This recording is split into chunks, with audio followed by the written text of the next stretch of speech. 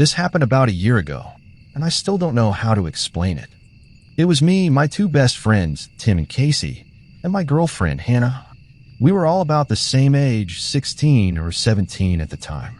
On a Friday night, we were bored out of our minds, so we decided to go for a walk in this huge, wide-open field just outside our town. The field was about a mile away from the nearest road. Nothing but tall grass and scattered trees. Not a single house nearby. Everyone who lived around here knew about it, but no one really went out there after dark.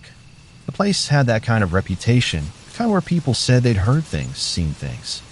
At first, it felt like just another normal, quiet night. We were laughing, messing around, and walking in the dark, only the moon to light our path. There was no one else out there. We weren't expecting anything creepy until we heard it. Whispers. It was so soft at first that we thought it was just the wind rustling through the trees. But then, it wasn't the wind. It sounded like actual voices, real voices. Like people talking, but none of us could make out what they were saying. Tim stopped dead in his tracks and looked around. "Did you guys hear that?" We all nodded.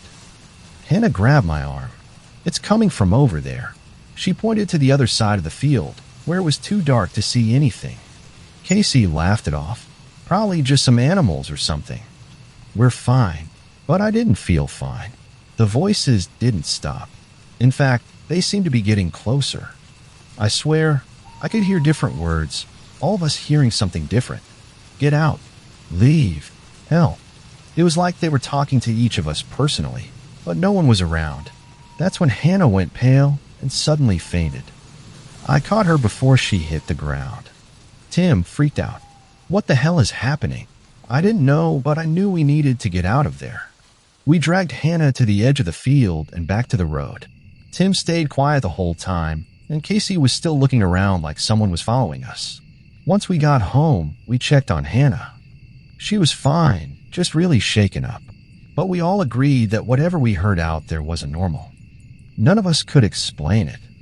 A couple of nights later, we decided to go back. We took a recorder this time, just in case. We weren't sure what we were going to find, but we needed answers.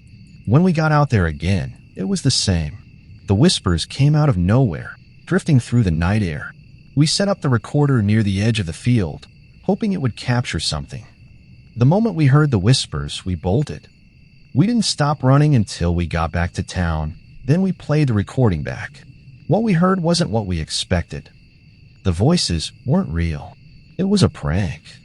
A hidden Bluetooth speaker system had been buried under the grass, connected to a nearby shed. It was set up by the landowner who owned the field. Apparently, he'd been trying to scare off trespassers for years, using the sound of whispering voices to freak people out. It was all on a loop. We were terrified, thinking something was out there with us, but it turns out we were just walking through a setup.